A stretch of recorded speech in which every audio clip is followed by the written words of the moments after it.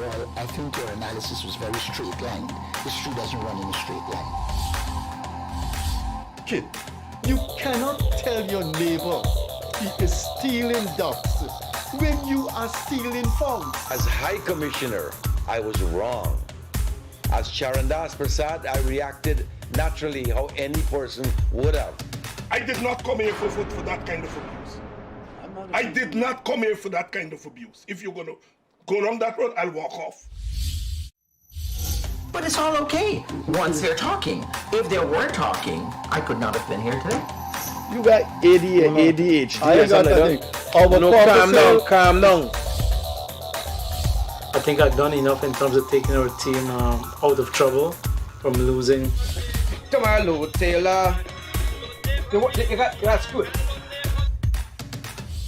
I'm reading the script now, and the first person that comes to my mind to play a detective, Yes, but the an Guyanese critic. erratic Mikhail detective, is Mikhail Rodriguez.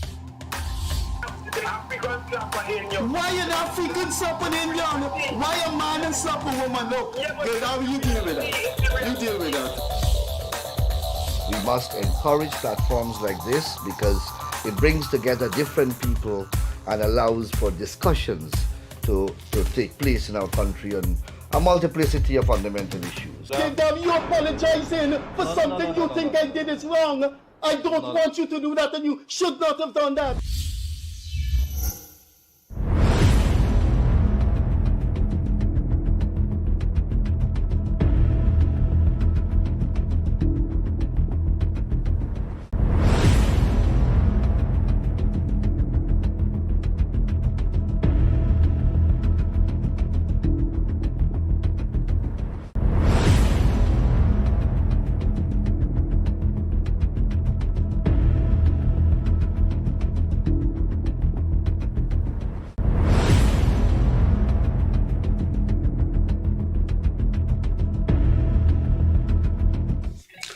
Hi, good evening, wherever you are, based on time zone. Good morning, good afternoon, good night. It's Friday evening in Queenstown, Georgetown.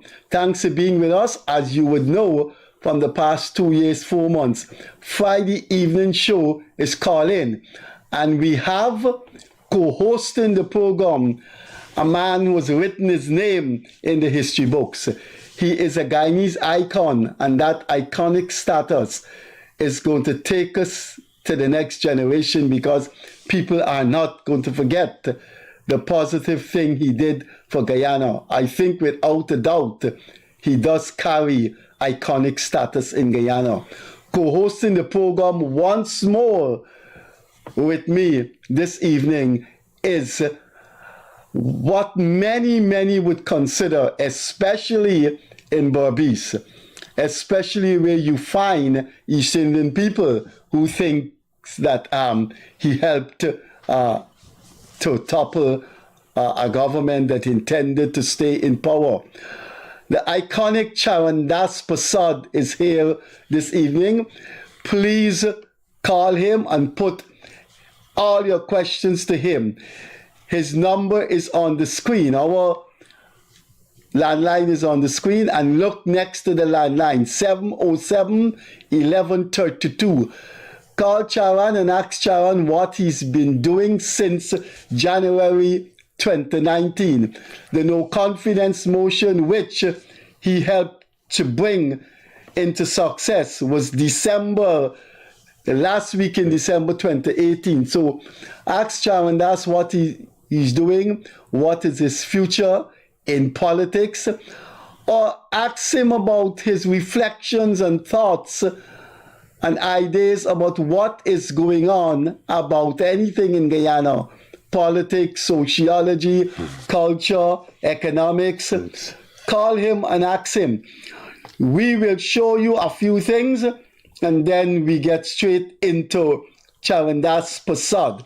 Let's show you a few videos and make the comments, and I will tell you the reaction. Now, we showed some videos, and based on that, we got reactions from people. We got a lot of reaction from a fundamentally faulty car park that was built on the Lamaha Street embankment. The Lamaha Street, the trench, and that embankment, in which a car park was architectured there, and it's an enormous fault. When you're driving in, those driving out cannot come out. You have to keep reversing, and you have to find a spot to go in, so when the person is coming, you could give way. It's impossible. It is a huge mistake that should be corrected. And guess how it could be corrected? By moving the pavement, which is overrun by bushes.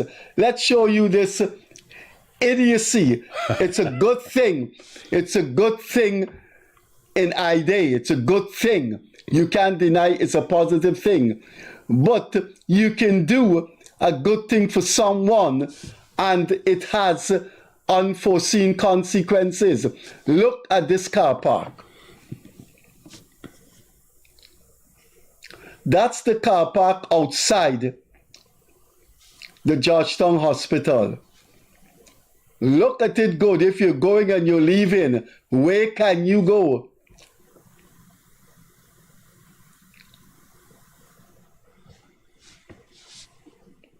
Look, you see that? People going, and how can people come out? There is no way to come out.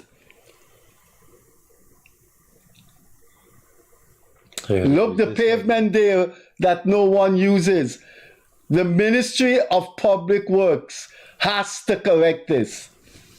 Nobody walks on that pavement because it's a professional car park that serves business places in Lamaha Street and the Georgetown Hospital. Look at that. This is idiocy. This is stupidity. Look, the grass is overrunning the pavement because nobody uses that. Look at that. So we showed that week before the last, and we got a lot of comments saying that. Let me tell you what some of the comments are. That they did that deliberately to embarrass the government. So people can say, you see what stupidness the government is doing? I don't think the government, I don't think the president is aware of that. When it was finished, that was how it was be done. If you have a car park, then when people are going in, people are coming in, ingress and egress or whatever you call it, you drive in, you see somebody driving out. I use that thing, and you cannot go in if someone is coming out. You cannot. There's no passage. And the pavement, we just showed you this. Guyanese should add their voice to this. How can you build something that doesn't serve no purpose? When the doctors and the nurses are driving out, where they're going to go when other nurses and doctors are driving in? We had a lot of reaction to that. So let's hope the Ministry of Public Works do something. All you need to do, you can see the mistake. Charan just murmured to me about the mistake, the pavement that is not being used. There was no need to put a pavement there. It's a car park that serves the business place and the enormous Georgetown Public Hospital right across the road in Lamaha Street. Why did you put a pavement there? Operator, let's see the other video.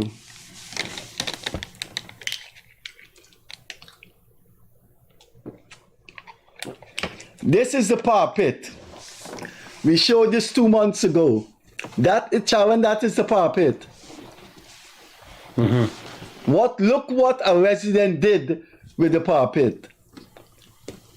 Now look how close the road is, so you cannot swing use a little bit of the parapet. Look, the boulders. And that is right next door to a school. And when the school is dismissed at 3 o'clock, you should see the confusion. Look. We showed this 3 times. We showed this 3 times, Charan, and we got some We got some cars. Now, let's show you what the police force has not moved in as yet. A situation they haven't moved in as yet, if they will. Let's show you what's happening here. Yeah, can you show the railway embankment, the two videos?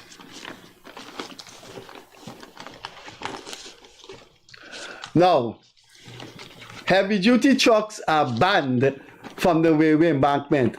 This truck broke down on the railway embankment. It shouldn't have been there today. Look what's happening. Look at the video, you'll see what's happening. No car can go east, no vehicle can go west.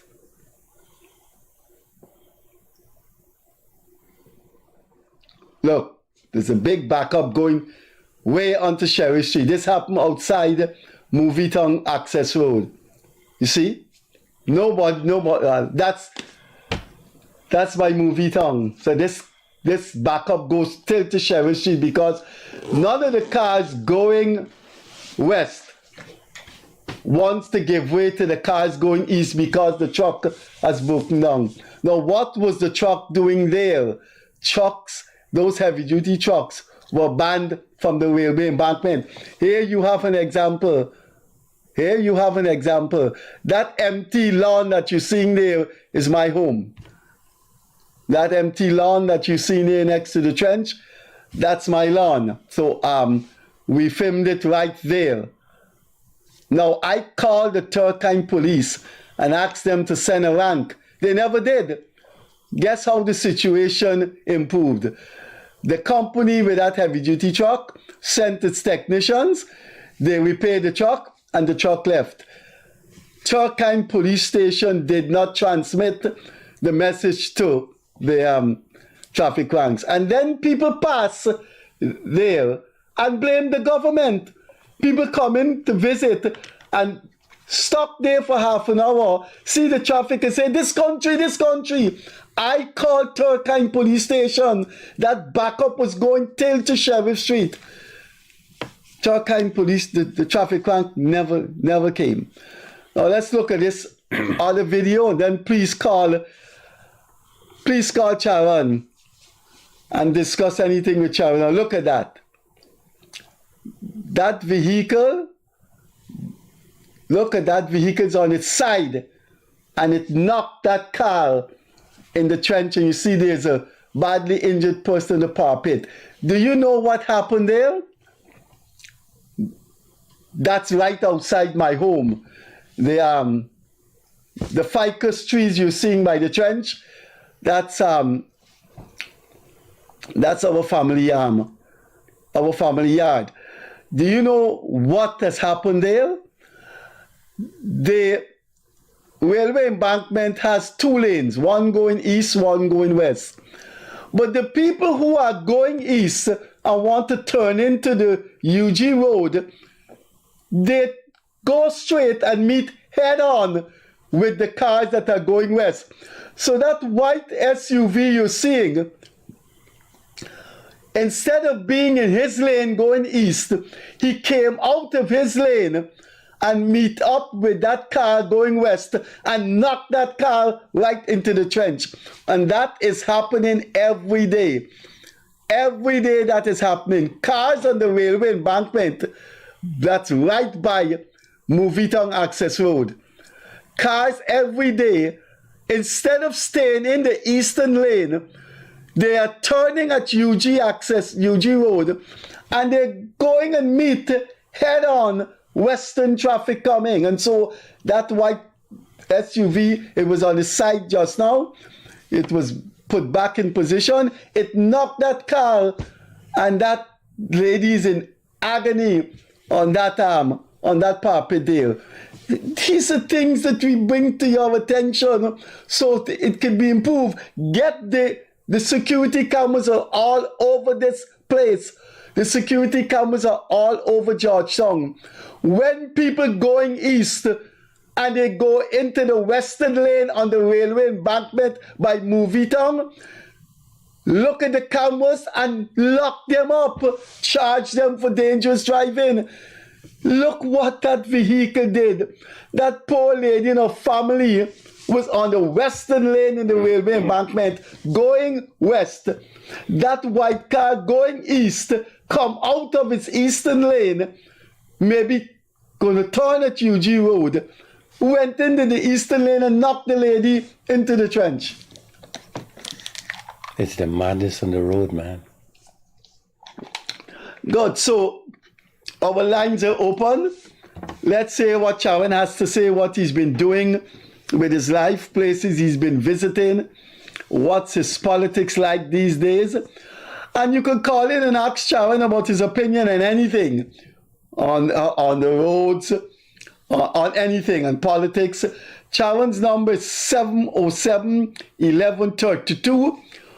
Our landline is 231-2982. So our lines are open now. You can call us and talk about anything or ask Charan anything. So we're going to have a chat with Charan and we're going to interrupt the chat to take your call. So, well, Freddie, thanks very much for your and I hope you come next week, the week after. marvelous introduction. Stay in the people's eyes. Charan, stay. You did a great thing. I will. I'll spend more time on the program, Freddie. Let me say a hearty welcome and good evening or good morning, depending on where you are, to all of you out there. It's always a pleasure sitting next to Freddie and hearing from you people. So please let the phones ring and ask me questions. If I dodge the questions, you'll know it's probably embarrassing, but that's all right. I'm wearing my Free Palestine t-shirt. Call coming in. Good evening. A pleasant good evening to both of you, sir. Yes. Good evening. You have anything to say? You have anything to say to Charan?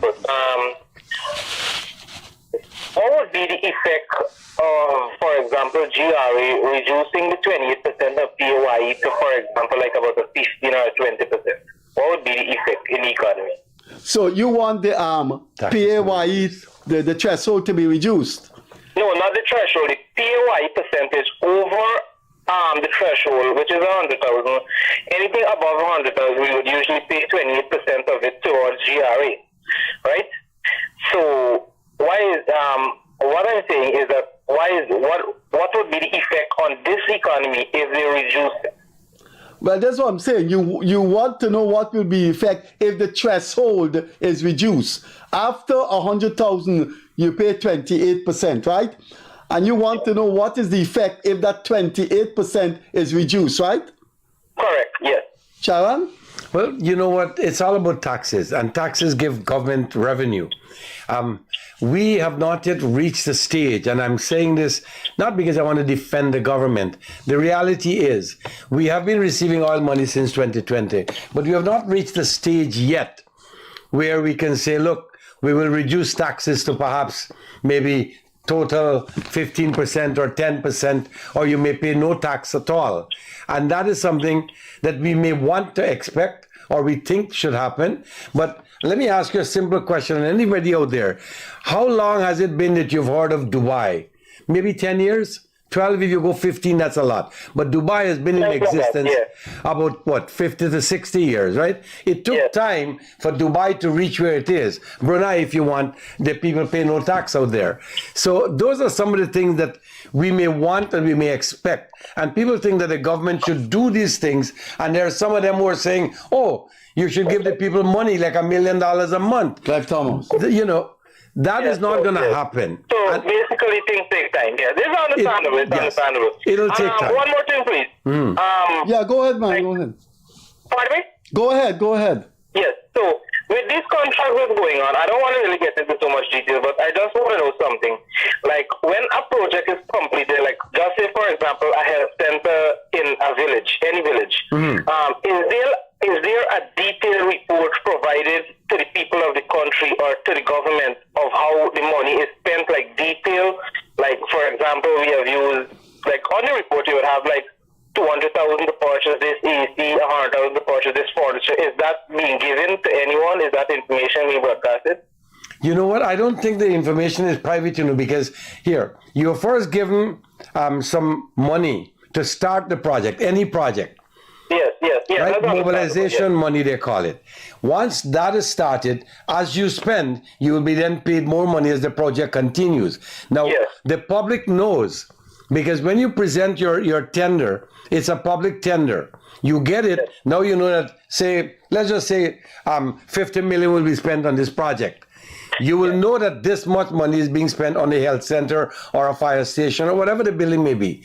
So you have an idea what amount of money is being spent. The fine details, say for glasses or for flooring, might not be public, but the contractor will be doing all of this and eventually would have to submit bills to GRA to clear up taxes and so.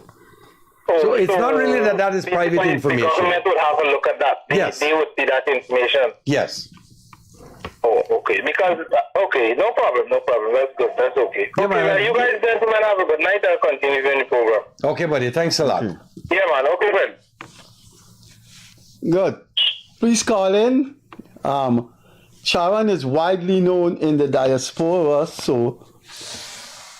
Hi, good evening. No, there's no call? No. Okay. I saw the red light. The landline is 231-2982. Charan's number is 707-1132. So, Charan, you ever been to Dubai? I went to Dubai, yes. I went to Dubai right before that storm hit, when they invoked rain. And they have the ability to, I don't know what you want to do with a cloud, but cause rain to fall.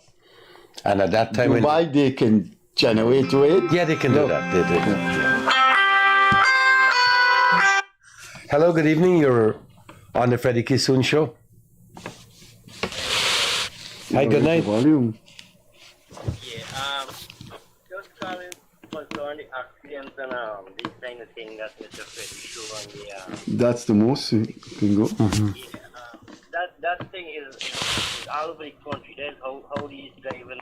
That's how they use the road. And let's say the truth, as a road user, the police would stand there at many times and see that these things happen and they do nothing about it.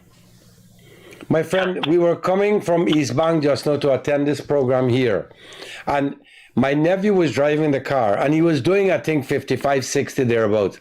And some people drivers passed and made it look like we had stopped. Yeah. That's the way they drive, and I don't know. I had suggested a long time ago. Have you ever driven from Nikeri to Paramaribo in Suriname? No. When you go on that highway, you will see the word Dremple. It's a speed bump. You have probably a few hundred speed bump on that highway to slow people down. And think of the accidents on that road. You hardly have any. Our roads are killing people because people or drivers believe that they have to be in a hurry. They're driving on the road. If there's a traffic pile-up, they come off the road and go on the curb.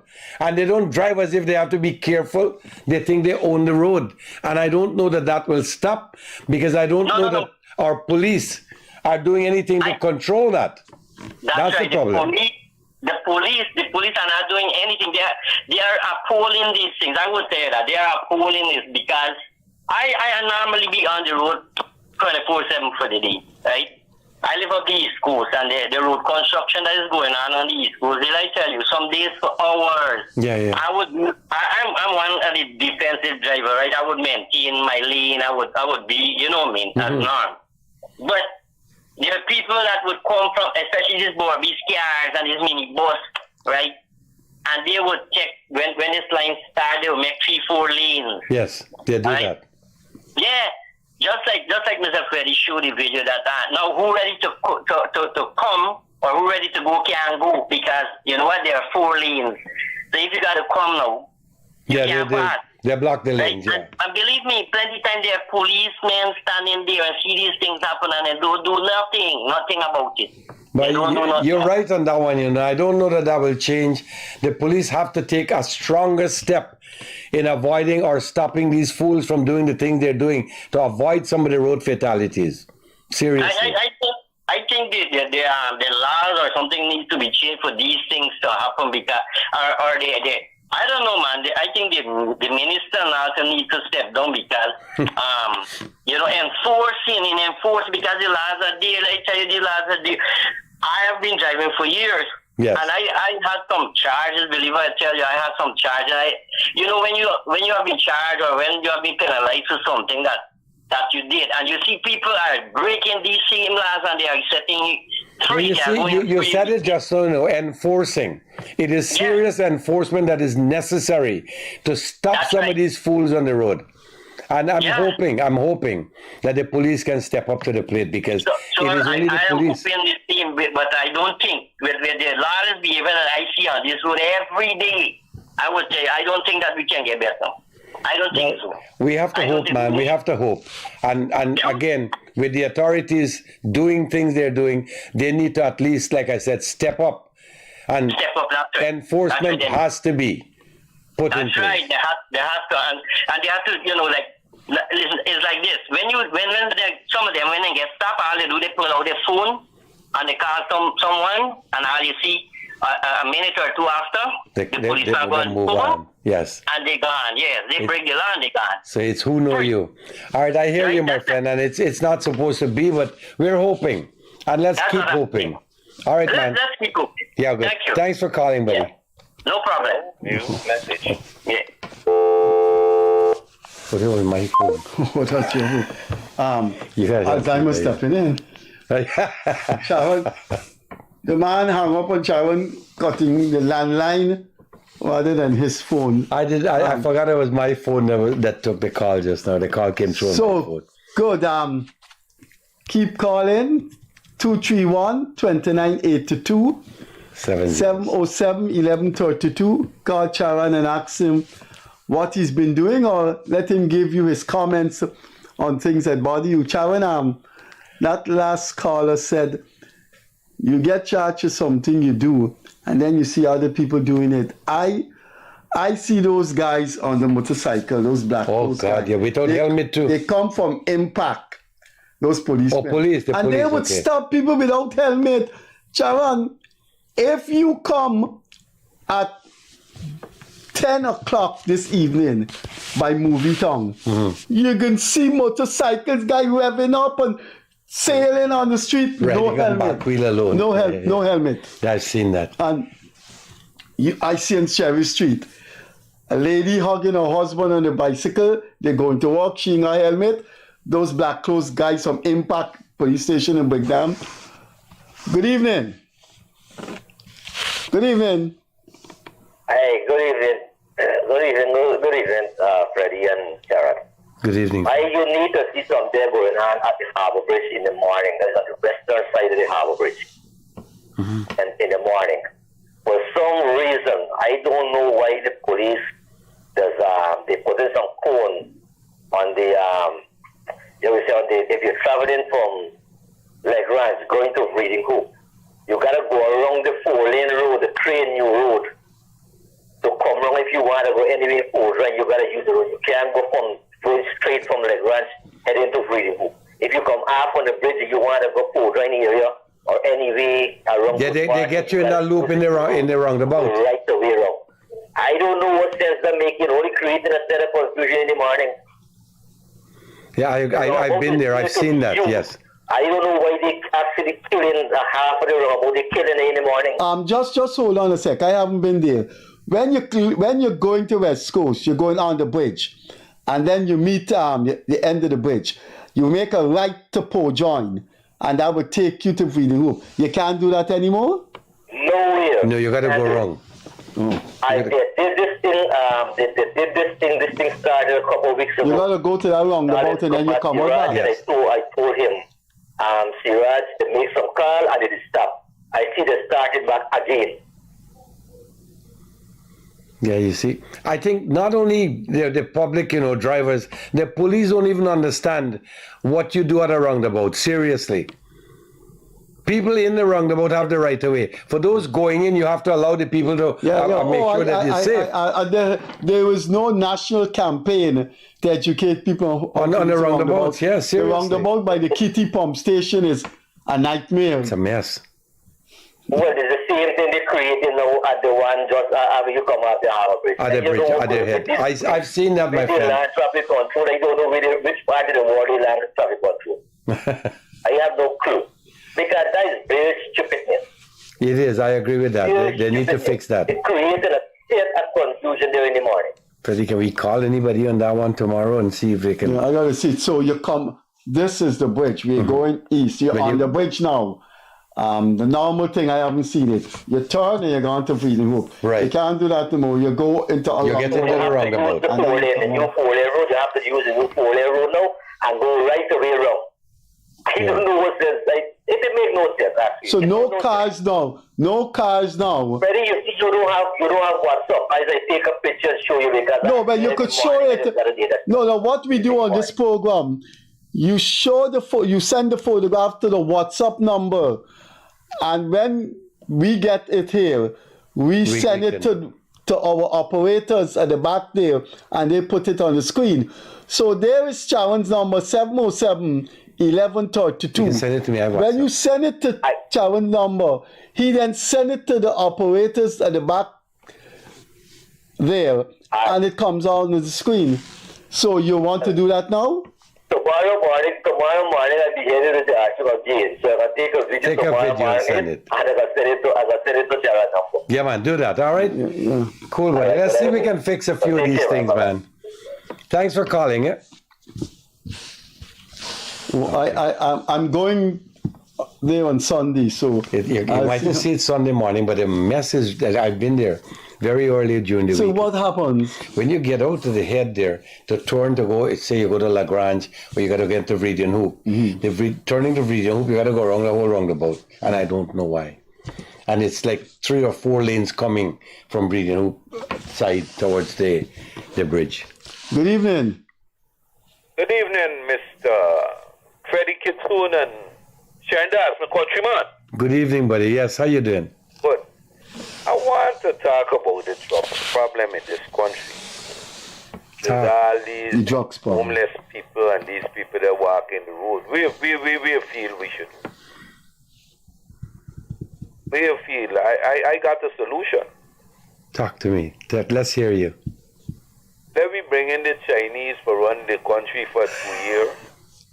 Catch all the people who selling the drugs and smoking the drugs and let they carry them and dump them in the sea or kill them. Sir. I get serious. Sir, I think I know you, and I think I caught you. I think I caught. Sir, I think I know you, and I caught you off a time when you were. You cannot call this program. You cannot call this. Government is doing this 5 years ago. Well, we don't do that. We are more civilized than the people do now. I cut off that guy because he comes on this program and advocates violence. Oh yeah. And the reason why he's allowed to do it is because he calls from the landline and we don't have the caller ID. And so we can give it to the police.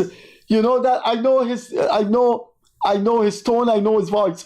You know what he called on this program to say?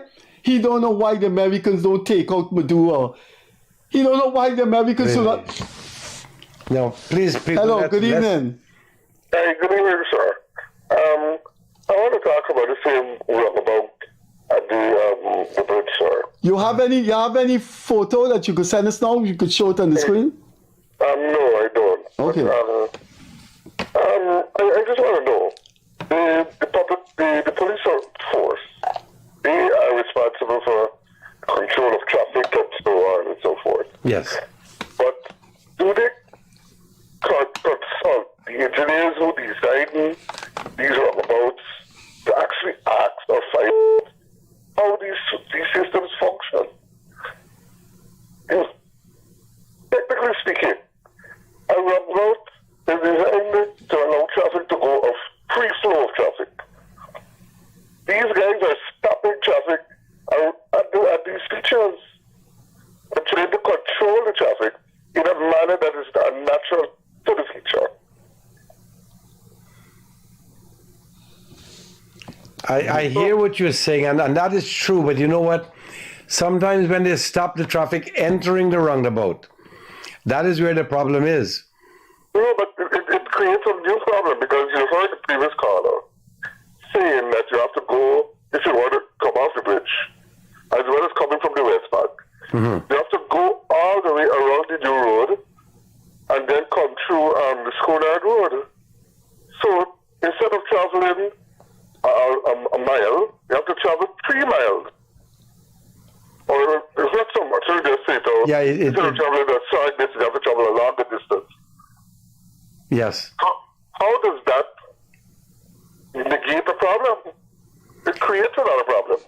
It does, you know, and that's what the caller before mentioned. It's something that has to be looked What at. they have to do, Mr. Chard, is that stop where the yield is on the road that's coming from Crete, the new road. Let the guys yield, allow traffic to go freely around. And when they have space for the vehicles to go out, allow them to go. Let them go in, yes. A simple matter of having an officer there, which they had last week, because I live on the West Bank and I travel every day. Things like that they can't do. Now, I have no problem with you trying a new system or trying something else. But at any point, is there any analytics taken to see if this thing is efficient? Yeah, it needs some adjustment and a lot of adjustment to make it work. But somehow the people, I don't see that we have the right people doing that. And that's the problem. Well, that's what I'm saying. The police force is trying to reinvent the wheel. Yeah, man. All right. We're hoping. Let's see. We'll see if we can talk to somebody to have some changes made. Thank you, sir. Yeah, man. Have a good one. Yeah? Sharon, when you leave Reading Hoop, I'm going to Sunday. Anyway. Good evening. Yeah, good evening, Freddie and Sharon. Good evening. I want to talk about two things. Let us start with the roundabout first. I had sent information to the relevant authority that all the roundabouts should have give way sign. Well, I see they put yield and give way the same thing.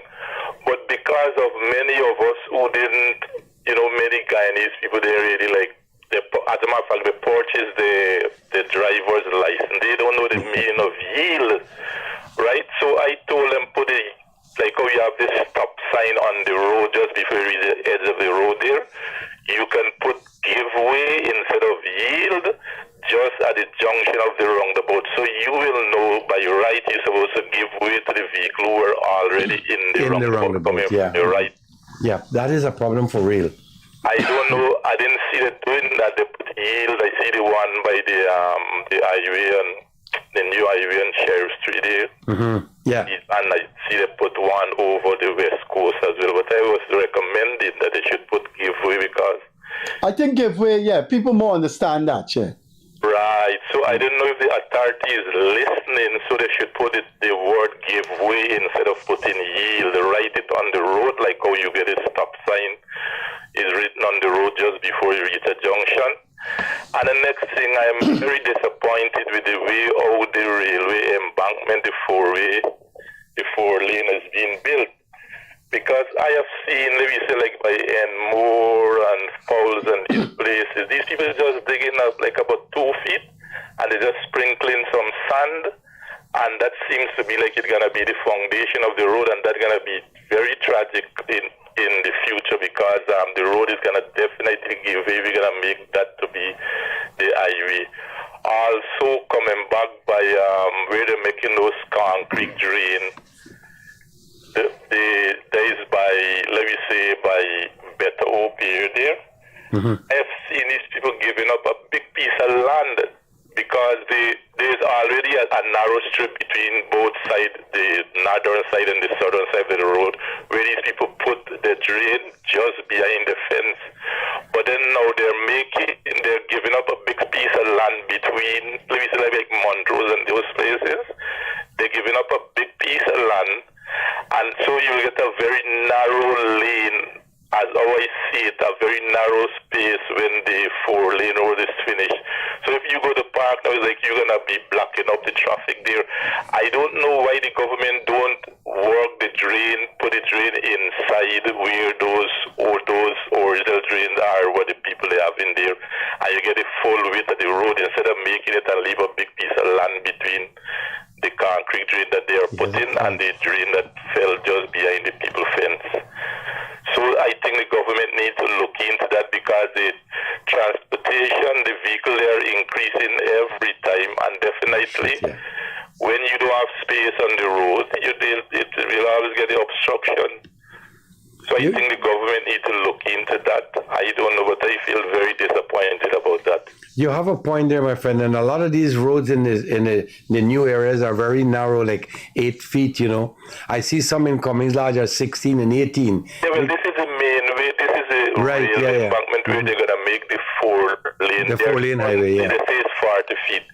But why don't you take in the other piece of land that is there? Because there's a piece of land. Because if you look at the old road, the 4-lane road that we have on the East Coast here, if you look by Beto, it's a wide road, especially by where you have the bank and the Grand Coastal area, all those places there. Go by Manripo, you go by Lusignan, the road they are wider than the normal coming through straight with a 40 feet straight. If the space is there, taking a few feet wouldn't be anything difficult. Better utilize all the space that is there now instead of leaving the space to waste, and the road need that space because both sides of the railway people were squatting. I don't know if it has been regularized, but the land was built. The land belongs to the railway embankment, but people squat on both sides. But they left the drain just behind the fence, and instead of the engineer, they said, let us put the drain, now this concrete drain, into this drain that people left just behind the fence. They leave in the drain, they're going to leave piece of land, and then they're going to bring the drain now more towards the road and left a big piece of space. It's prevalent at Montrose and Beto area. So I think the government should condemn those drains and take the drain, taking the maximum space that is there, so that you get free flowing traffic in the future, and not wait until when the place gets congested and then you're gonna regret. All right. That's my contribution. All right, my friend. Well, thanks, man. Hope to hear from you next Friday. Bye-bye. Yeah, Freddie. Seems to know. He seemed to be a little engineer. A little engineer, big engineer. No, he has. But what he's saying there makes sense, because if you need to have, first of all, the lanes got to be a little wider to accommodate vehicles. If you're going to go 2-on-2 4-lane highway, if not, what's the point? People are straddling lines when they're driving the road as it is. So we're hoping that our drivers, and again, I will look at drivers any which way and every which way, because some of them think they know to drive.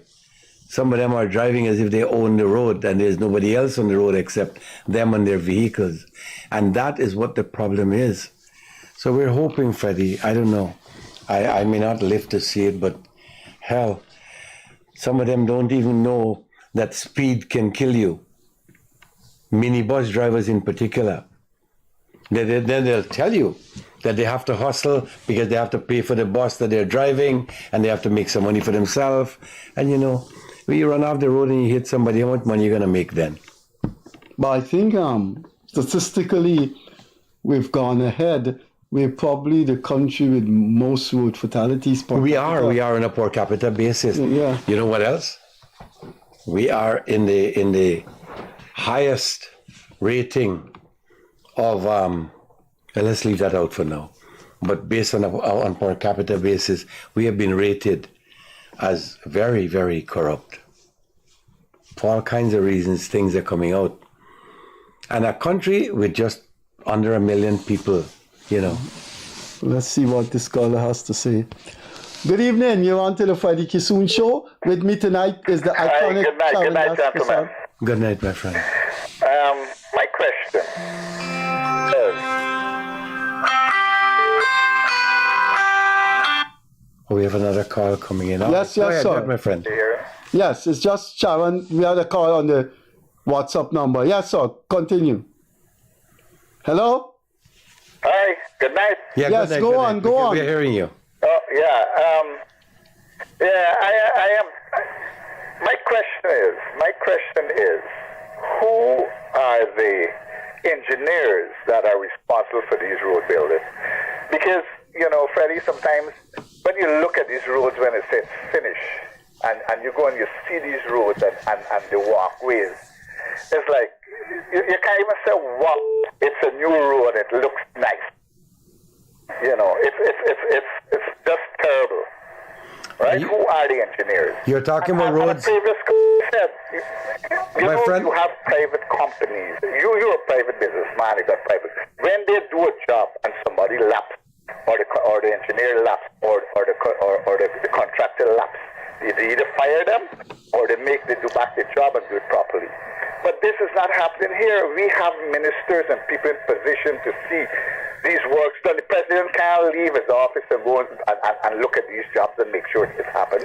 The vice president can't. But we have ministers when we have people in place, right, who are being paid to oversee and make sure that these works are being done properly. And I quite agree with the man. If you cannot do the job, step down and let somebody who wants to do the job and will do the job better, do the job. It really don't make sense that you're holding a chair and you're not executing your job. All right, I hear you. My friend, are you talking about roads in, say, like behind Diamond and these new developed areas?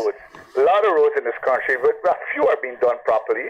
Yeah. Don't let's run away from it, but there's a lot of roads that are some kind of... But you know what? To answer that question, at the end of the road project, say you have a road, 2 streets in a small area, running up to about $40-50 million or so to do.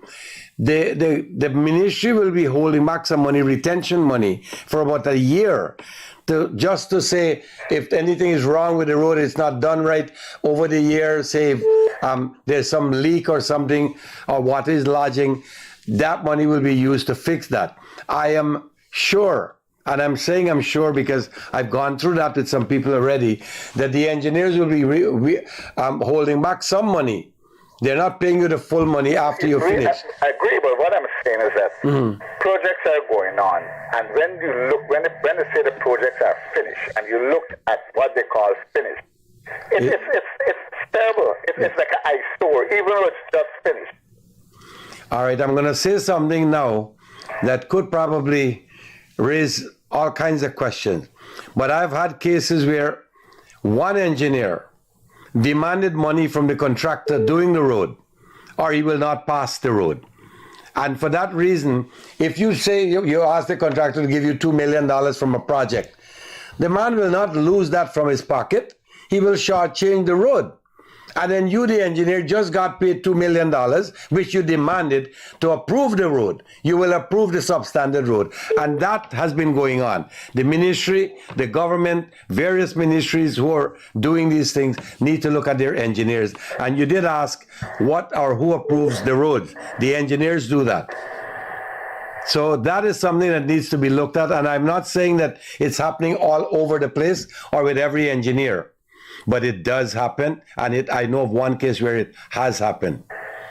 And if they fail the road, fail to pass it, you're not paid, the contract is taken back, whatever money and labor you might have put in, you lose that. Then they assign it to somebody else. And of course, at that stage... Another thing I observed too with contracts is that you may have a road being done, a certain amount of road, mileage. And then you have 3 contractors, and what I see end up happening most of the time, one contractor is going to come with a level and a certain height of this road, and then another one will come with his own level, and then when the road them join, you have different levels of road. It's not level, why we continue going on this kind of We've been doing this for the longest while, and we still continue in the 21st century doing it again. You know, it needs to stop. If you give a contract, if you have if you don't give one contract, you make sure it comes with one level of drain, and something, you know, looking uniquely good. And instead, you got 4 contractors doing 100 feet of the road, and all of them come with a different level. So when you get a road, if you get a finished product now, it looks like an eyesore. It's way there are roads and projects that are done in this country that when it's finished and they say it's finished and you go and look at it, it looks like an eyesore. It looks like it's refurnishing right away. It looks like it was already 100 years old. I hear you, my friend. You know, we need to change this. And like I said, the people who are in charge need to start getting serious, because we're not going to get our money off for 200 years. Yes. So if we are building and we are doing stuff, I welcome it. We've been suffering for years, for 28 years. We know what is suffering. We get a little money now. I think we should spend it wisely.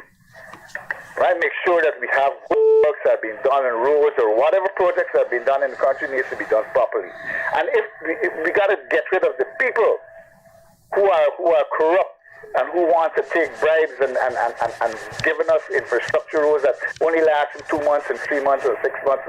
And it's waste. You got to get rid of these people's time. We got to stop looking at politics and looking at because he's a PVP or he's a PNC or he's a supporting party. Yes. We got to stop that. My friend, I hear you. Thanks for calling. Thanks for Let's coming take this through. call. Hi, good evening. You're on the air. Good night, Mr. Freddie and Mr. CHARRANDASS. Good night, my friend. As a concerned citizen of Guyana, young concerned citizen, I'm watching the program you guys speaking about the road and the roundabout. I don't know if I don't have a drone. I can't see Guyana from above. But I don't know if these guys ever think about not just widening the road, but getting another diversion. Just to ease this traffic that is building up every day. Because widening the road ain't doing nothing. But that is why you have now the Sherry Street extension that takes you down this way, and that has helped to ease up the traffic going on the regular East Bank Road. More of that is happening, Yeah, it is. Sherry Street is actually town, right? But no, but the extension going all the way to Diamond, Yeah, it is true. But what I'm saying, right? You're picking up this bus from Sherrod Street. I'm talking about like people coming from Elmore, from that side. All right, yes. We're not going to put it by Borby side because they're just people from Borby's. But we're looking at like Elmore, like halfway from the East Street. Coast, yes. Yeah, to ease this traffic because not everyone goes directly to town. Some go to the East Bank. You could even come up, because on the morning coming up, you get a free flow of traffic. So some of them that is going down could come up and take that road and go to the East Bank. Than to just widen it. I think that's just wasting the money. All right, now I hear you. You need more roads, and I agree with that. Yeah, we need more roads, not just widening the road. We need more diversion. It's like a pipe, a drain. We're not going to use one main pipe coming still from Borby's, actually to town. We're going to get a jam, a stop, you know? A blockage somewhere. So we got bust this pipe in half and put a T or something and divert that traffic. You need more. We need more. And like you say, you got like Sherrod Street, and then we could bus out from there and enter Sherrod Street and then go make other route and bus and these things, All right, let's see what infrastructure work can come out of that or help to relieve that problem. But it is a problem, and I agree with you. Yeah, that's a big problem because every day we get this on the East Coast, and widening the road to me, I seen this and back and forth, and look at it too. Gas, and we look at the minimum wage. Sometimes we lose out in the gas. We burn more fuel in traffic. The hours we stay in traffic, sometimes coming home tired. All right. Christmas time, and then they do construction work on the road. What is going to happen here in Christmas time? I'm suggesting that people don't go out on the road. Forget about Christmas. Forget about Christmas if you can avoid this road. I tell you, my wife and I spent 2 hours in traffic to keep an appointment, and we were 5 minutes late. Every year, we still getting this same problem. If you're looking at me, if you're looking at this program, forget about Christmas. I don't really take it. If you go out to that road during the holidays, you are a masochist. Yeah, true. Hey, thanks for calling, my friend. Thanks a lot, man. Yeah, thank you very much. Buddy. Yes. And imagine Christmas, that was going to happen. By now on Christmas, you'll probably have another couple thousand cars coming. Sharon, you ever, with our age, you don't work anymore as a lawyer, so we don't be in this thing. Sharon, my wife and I had to reach, my wife was selling her money place, and we had to be the deed registrar. And we know about the traffic and left 2 hours before and got caught at Station Street Kitty and for St. John Road for 1 hour. Yeah, this thing, you imagine. I am suggesting to people school clothes. Anyway, look.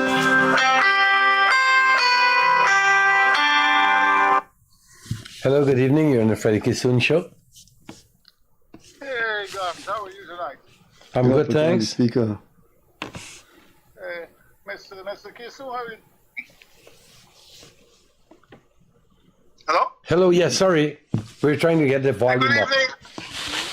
Can you hear me now? Yeah, we're hearing you now. Thank you. Sorry about that. I have a brief question for you, sir. Fire away. When are they going to build a new road coming from the airport to the city? That is, I think, not in progress as yet, but it has been past thinking about it. They're working on putting that in place because they've gone from the Ogle Airport to Mocha. That road should be extended now to the Timeri Airport. And I am almost sure that, the work has been started as far as the designing or the architectural, just literally plotting the route. So soon. Mr. CHARRANDASS and Mr. Kissoon, you know with the volume of travelers Yes. we have coming into Guyana right now, that is a nightmare. It is. That is true. I agree with you. I really need for the authorities to take a serious look at that, because it's not nice coming on that road in the evening down to Georgetown. That is true. And I'll tell you something else about that road, with the trucks traveling at various hours instead of a specified time. The trucks are there and they're making a mess of that road. Oh yes, I agree with you, trucks. because it's now this situation with I want to applaud the government. It seems as though they changed all those flights that are coming in late in the nights and sending those flights a little early into Guyana now. Some have been, they have rescheduled some of them. But you know what?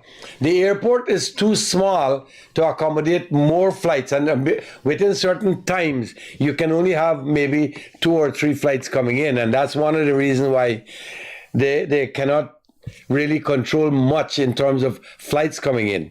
They can restrict them. And that is why, again, the flights that we have, depending on where they're coming from, it could be like miserable hours getting in.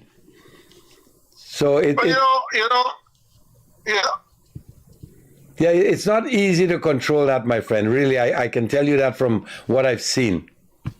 Well, I must applaud them, because you had 4 flights coming in at midnight, or even 5 flights coming in at midnight. Now you have a flight coming in the morning early, then you have one at 6 o'clock. then you have the one from Miami coming in a little earlier, then you have the late flight with American coming in at nighttime. But another thing I want to address, those taxi drivers that we have at the airport, a lot of them are suffering because they can't make, because of the traffic back and forth, they could only make 1 or 2 trips a day. Yes, true. That is so true. So if we would have had that brand new runway or airport road running from the airport to Mocha and so forth, those guys could have made 3 or 4 trips, and life would have been easier for them. All right, I hear you, and that is true. You're right. Most of these taxi guys at the airport can barely do 1 trip. I mean, you come back and everybody's gone. Okay, guys, thanks again. Thanks a lot, man. Valuable contribution, my friend. Take care. Have a good one. You too. Yeah, Freddie. I know that traffic is going to destroy. This traffic going to destroy people's psychology. What people don't know, and let me tell you this: recently, as recent as February this year, that East Bank Road was resurfaced. Let's take this call. Good evening. Hi, good evening. I'd like to make a comment with these trucks on this road. These young guys are driving these trucks like cars. And I have been driving on this road and noticing a lot of, like, they don't have common sense. Wildness. Now, I know I used to live on an island, and they have a system where you have a sticker that goes onto your windscreen and is monitored by GPS, and it monitors your speed limit and everything. I think that's something government should You look said at. you used to live in one of the islands that have that? Yep. They talk about the Caribbean island? No, it's not a Caribbean island. Oh, okay. Right? It's so they have, and the reason, there's a couple of reasons for that sticker that is a GPS chip on it, right? Now, if you don't pay your taxes for your vehicle and you drive your vehicle unlicensed from the government, you get charged. That's one of the reasons why they use to monitor it. So I think it can be used to monitor people's speed, because these truckers are actually motivated by making money. And Number of trips, yes. And that's the main reason. We are now developing in construction, and a lot of people are seizing the opportunity to grab in terms of a money-making thing, right? So I think that's the way how the government and the police can monitor the speed of these, especially these heavy-duty lorries. Now, the road specifications and the roads that are being built here, I don't know if they're built for these high-weight load trucks.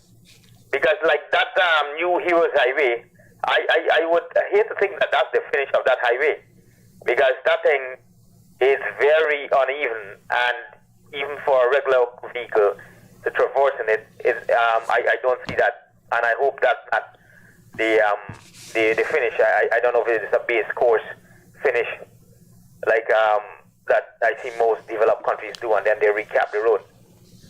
The next question I have, we have a minister here who is responsible for public security and whatever, Mr. Robertson Ben. Now, he used to be the Minister of Public Works and Engineering or whatever. Now, that is two completely different fields and scope of work. And from what I can see, I don't think the minister has a clue what's going on with crime. And I think, you need the right people for the right job. And I don't know why we shuffle people. And these people, they spend 5-10 years in some of these positions. And your outcome is still the same. So that's a very big concern. I've seen it with a couple of ministers. And what I can see is that the ministers have the power. They talk, they go on television, they go on the news media or whatever. And it's just like they tell the people what they want to hear. And at the end of the day, when it's all said and done, everything goes back to normal. I've seen one Edgel, a minister, talking about these truckers, right? And every day you go there, the same thing these guys are doing. And with regards to our construction integrity, it's awful. I've seen new roadways being done. For example, I'm going to name an example at Agriculture Road. There was a massive sink in the carriage road there, and that's definitely an engineering flaw.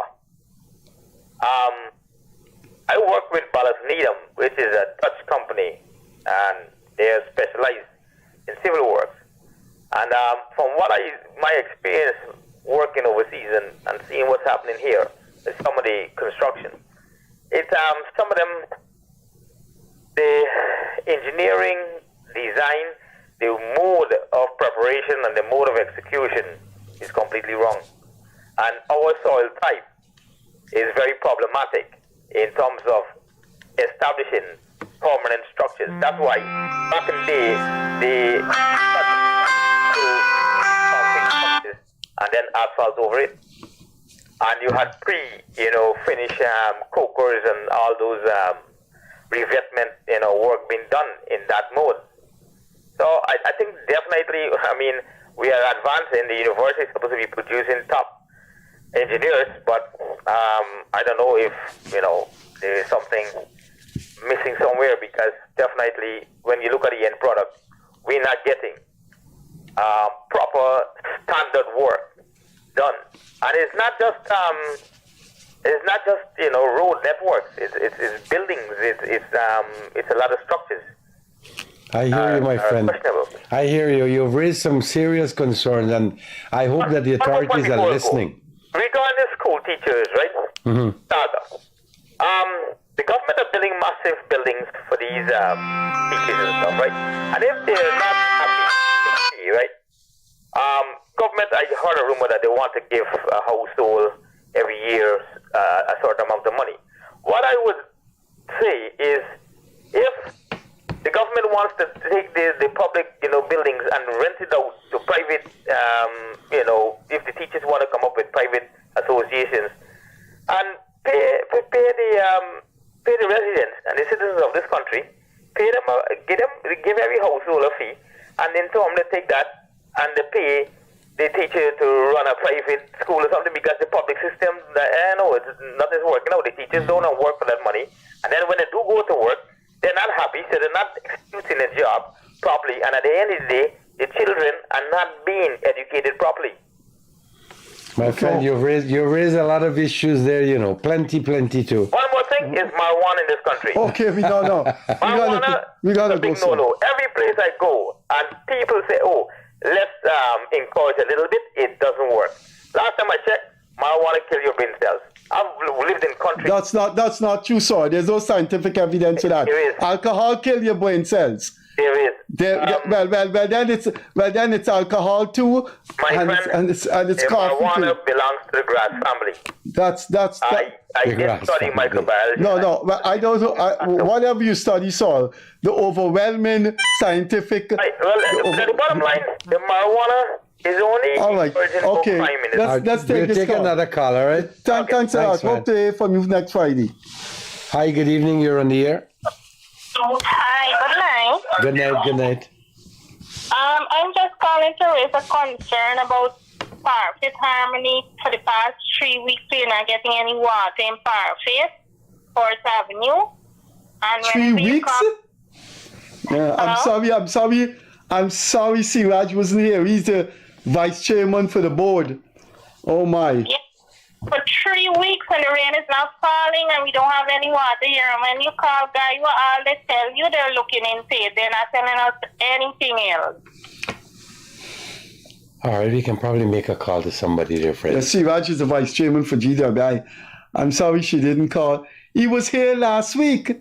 No, a week before the last, he was on the and he does get things done because he's the vice chairman of the board. So he calls people. I wish you had called in week before the last. He was here not last Friday, the Friday before. He does get things done because of his job. He's a GWI guy. We'll try to contact him and see if we can make some different changes. In here 3 weeks, no water. But Sharon, that can't be acceptable in the 21st century. No, man, no, they should have fixed human beings, civilized human beings living in a modern Caribbean country for 3 weeks. I'll call Siraj myself and see if we can get something done, all right? Okay, all right. Because I have his number, I know him well. Yeah, I have his number too. We can call Siraj. The problem, you want to call Siraj? And tell, lady, you're still on the line? Oh, no, sorry, I just cut her off. Okay. All right. We'll try to call Siraj, though. I'm sorry about that, my friend.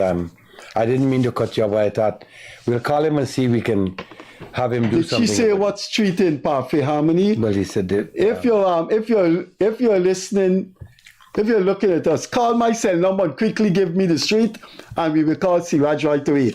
My cell, if you're looking at it, if you're still looking, my cell is 614-5927. I'll repeat it slowly. 614-5927. Again, please call me and tell me the street in Parfait Harmony so we could call Siraj if he takes the call. 614-5927. When the phone rings, I pick it up. Just name the street in Parfait Harmony where there's no water for 3 weeks, and we'll call Siraj right away and ask Siraj to work on it. Siraj has been my personal friend for a long time, and I know he will act on it. one of the better politicians this country has produced. That is so true.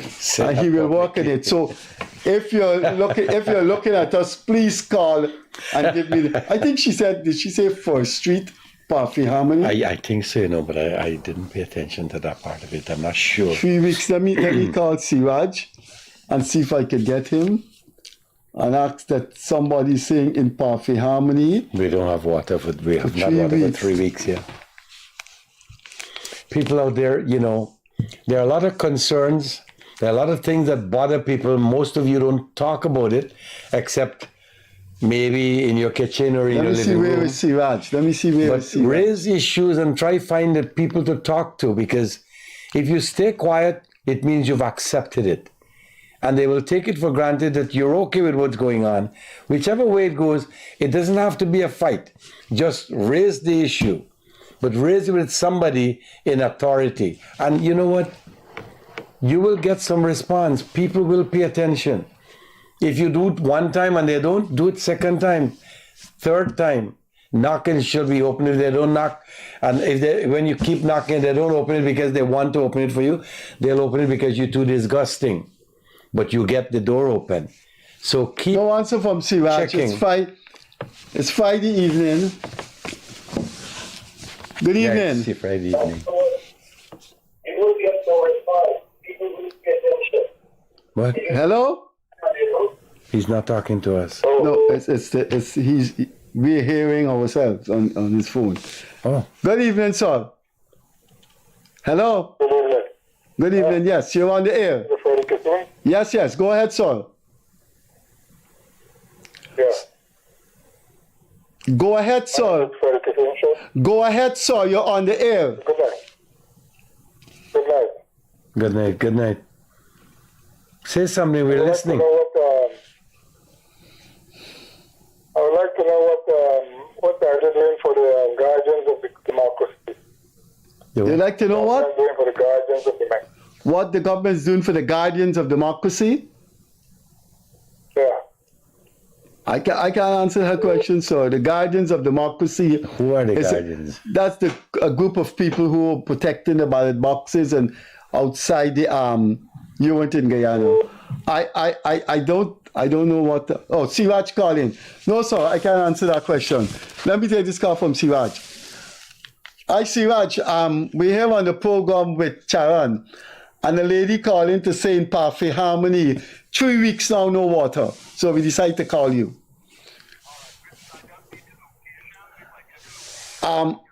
Right, I didn't. I think she said First Street, but Charan cut her off inadvertently. But 3 weeks now, no water in Parfait Harmony. Did she say First Street? I can get her back. Oh, we're gonna get her back. Charan, stay in the line. Hear me, Charan, Siraj. See if we can get her back and ask her which part of Parfait Harmony. And I will give her the phone. Hi. Tell her we have Siraj on the line. You call from Parfait Harmony, right? You just called us, madam? Hello, madam, you just called us? Yes, I did. Yes, we have Mr. Siraj. What street is it you're not getting water in Parfait, please? Okay, it is 1st Avenue and I'm living in 15th Street. It is 1st Avenue, 15th Street, Siraj. 3 weeks, no water. 1st Avenue, 15th Street, no water for 3 weeks. The whole area is not getting, not only my street. Okay, do you want us to give her your number? Yes, I can give you the number. Okay. 672-7712. You want her number, Siraj? 672 7712. 7712. Please, when you contact her, tell her that's the lady that called in to speak to Freddie Kissoon and CHARRANDASS. Charan, thanks a lot. All right, ma'am, we'll try to get him. 672-7712. We have Mr. Siraj on the line, and he's going to look into it. He's promised to look into it. Siraj, right? you're coming on the show next week with Charan? You're welcome, dear. Take care. I know the traffic was terrible. Right. All right, good. Thanks a lot. Help the lady as you normally do. Yeah. Yes. Good. We did okay. We got Chairman is going to work. Chairman is going to work on her. Madam, if you're listening, tell me, Chairman. Siraj said he's going to fix it. You can't have a place without water for so long. Yeah, man. Good. We're winding down. Please call and talk to the iconic CHARRANDASS PERSAUD. It's CEO. Hello. Good evening. Very good evening, sir. Good evening, my friend. How are you? Hey, I got a question to ask and about something to say. Go ahead. Okay, the first thing I would wanted to know, which ministry control or run legal affairs? That's the building, that's in Mirage building, that's a place there that deals with person that cannot really afford a lawyer. Oh, you're talking about the Legal Aid Clinic? Yeah, Legal Aid. It's in the Mirage building in Charlotte and King Street. I didn't know that. Which ministry is in control of that? That is a I think it's semi. No. I think it's given a stipend, but I'm not too sure how much. It's like the Consumer Protection Service. It's autonomous, but they're given a stipend. I may be wrong, but I don't think the Legal Affairs Clinic is a fully government organization. But I may be wrong. But I know one of the things I do know, they get a stipend from government. Oh, because we were there and we were treated badly from that place there. Oh my! What? The lawyer himself or herself spoke down to you? Yes, we were there and they refused to meet myself and my wife together. Wanted to talk to my wife alone. However, it didn't went well with my wife and her because she claimed that the case that is before what my wife talked to her about, she cannot handle it. So we asked to speak to another lawyer. However, the other lawyer that we talked to gave us the right requirements, etc., how we can go about it and how it can get done. However, that was not properly administrated by that person, by the first person. Mm-hmm. Right? So that's why I would have wanted to meet the ministry or somebody to let them know what's happening there. I don't know which ministry. I don't think it's the AG chambers. That would not be. That's a public service. I wonder if that's the Ministry of Human. I wonder if Dr. Vijay Prasad Ministry. Social Protection. Yeah, I wonder if that is. But I would have just liked to let them know what's happening. You want to just let them know how you were treated. Yeah, it was not only me, because two other persons meet some other, I don't know who other person was there, and they end up coming out like this. It was not satisfying. Now, let me say this, let me be clear. If these people are being received taxpayers' money, I hear you. Taxpayers, I pay my taxes, I have proof for that. All right, my friend, let me tell you what I'll do for you. You have my number on the phone there, 707-1132. Call me tomorrow by about tomorrow Saturday, Monday. I'll talk to somebody and find out who actually is in charge of the legal aid clinic, if that's what it is. And I'm sure I can be able to talk to somebody and get you some kind of answer. All right?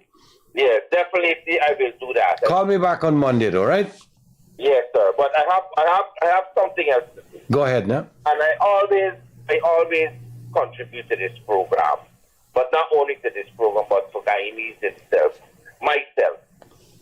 Now, I just wanted to highlight. I know Mr. Siraj is a very decent young man. I know him for a little while, but he doesn't know who's speaking until I meet with him. Mm-hmm. However, I know the president is going around places and seeing how work is being done. I would like him to pay a visit to Block 13 Grove, Diamond Grove. Block 13. And see if he satisfies as a president for the resident, for the people them that is there that given house lot. People was given house lot there, the low income people, under circumstances, the land is swampy. Swampy, okay. Now, if they dig the drain, or if they dig a better drain, or probably land for drain. Now, if you give low income people the kind of land to fill it up with sand, we're talking about coming in from Diamond going straight across. It's like you reaching till. Let me just give you an average. Just from Diamond, like you going straight down, and you're reaching. You passing you passing Annadale on the East Coast, but it's from Diamond going straight down. It's a real. If you got time, you just go there and see the condition. Now, people wanted to build, but people wanted to, we asking for water, we asking for light. Now, these lands that they give to us, they can do something, they can subsidize something for the low-income people and give us that, even if the bricks stand and put it in a particular place, that we can move it, take it and put it on the land that, So that's what I'm just asking for. All right, Thank you very much, sir. Okay, thanks, sir. Sorry about your ordeal with the legal aid clinic. People, yeah. Okay. Sorry about that, man. But don't let that get you down. Yeah, life is full of ups and downs. Yes, sir. You gotta take it in stride. Okay. Good. We are winding down. About 2 minutes ago, the operator told us we had. About 3 minutes ago, the operator is 10 minutes more. So 3 minutes is gone from that. So we've got. I'm looking at my mango pelter. I synchronize it with our operators. So we've got 6 minutes more. Talk about any and everything under the sun. Whatever you want. We finish? We finish at 10. At 10. Okay. Hello, good evening. Hi, good evening. Freddie Kissoon and CHARRANDASS. Good evening, my friend. Yeah, well, I call because I could remember the last time CHARRANDASS was on. He mentioned about the pensioners. That he might have to do something better for the pensioners, right? I don't know if he could remember, but the pensioner is not sitting good, The pensioner should be given $83,343 a month. The pension should be given $83,000 a month. The number. $83,343 a month. Well, how you come up? How you arrive at that number? Yeah. How you arrive at that uneven figure? At the end of the year, they would be having close to $1 million just for the pensioners. Well, that's what he's doing. I believe. Okay. I see the angle you're using. Sooner or later, these people will die. These people serve the country already. They are pensioners. They should be treated better. And I know CHARRANDASS is smiling. But I feel. I'll tell you why I'm smiling, my friend. I have said this a number of times, publicly and on this very show. Pensioners need to be given more money. And you use $1 million a year and divide it by 12 to get your 83,000 and change. I don't think that is a difficult thing for this government to do. And you're right. In another 5 years, half the pensioners will die. So you're not going to pay this money, and then more will come out and become pensioners too, But the point is, the pensioners will spend this money in the economy on themselves and their grandchildren, and the government will get back VAT and other taxes. So listen to this, and Sharon should listen to this. I worked 26 years at UG at a time when the toilets weren't working, there was no water, no paper to print thing to give to students. 26 years. being trained at 2 of the top universities in the world. And my pension from NIS is $50,000. My wife gets no government pension, although she worked for the government, because CLICO collapsed. Right. So she's not taking home any pension. Okay. So anybody tell me about pensioners, they have a big supporter in me. I agree. I believe after 26 years at UG, I should not be taking home a NIS of 50-something. And the same, my wife worked even longer in the public service. Okay, all right, Dr. Freddie Kissoon. Could we come to agreement now that the target would be $83,333 a month? As a pensioner, close to 400 US. As a person who worked all his life with his wife in the public service in this country, I have no problem with that amount of money. Y'all got to guide me now how we go about it. Well, we should. As a pensioner. Let me tell you, I think we should petition the government to have that done, my friend, because you know what? Another thing, if you live in Canada or America, and just to say you recently got through to go over there at 65, they're not going to pay your pension because they claim you're living outside. One basic qualification for pension, you have to be 65. And as long as you're 65, you can be in Timbuktu. The government should pay you your pension. They're telling you you're not living in the country and you can't get your pension. If you live for 64 years here and you go live 1 year outside and you stay there for another 2, you're 66, 67, they tell you you can't get your pension because you're not living in Guyana. That is sad. And so, not just the 83,000, I'm saying you should make the pensioners or give them at least 100,000 a month and tell them for the next 5 years you're not going to give them any increase. That is fine. But even if you don't want to give every pensioner, there's something called a means test. My wife and I would qualify. Yes. You know, how do you live on 36,000 as a pensioner? Tell me. And I think the president and the entire cabinet needs to look at that and give pensioners a reasonable amount of money. You've chosen $1 million a year. I'm saying 100,000 a month. All right. Here how to go get this figure. Let me hear you. We walking on one Guyana. We walking on one Guyana, right? Mm-hmm. Everybody is one. So you know, when you go to work, you gotta take your lunch to work. But in Parliament, we got to. The taxpayers got to pay for their lunch. A big lunch too. Buy egg, ball, and cane juice and give everybody egg, ball, and cane juice. And you can save up and the pensioner forget it. That's one way. I agree with you. This is going to be one Guyana. Because you make the Bobbitt Bridge toll-free. You make the Marab Bridge toll-free and the Linden Bridge toll-free. So the money could have gone to the pensioners. Well, that's not a bad idea, you know. If you kept the toll, and at the end of it, you're doing away with the toll, right? If you kept the toll, that kind of money could go into social assistance or so. I would say that to my mind, without, you know, you would think, Saul, what I'm about to say to you is the truth, and I swear on my parents' grave, I swear on the loved ones I have, I swear on my loved ones, what I'm about to say to you, you're not going to believe it.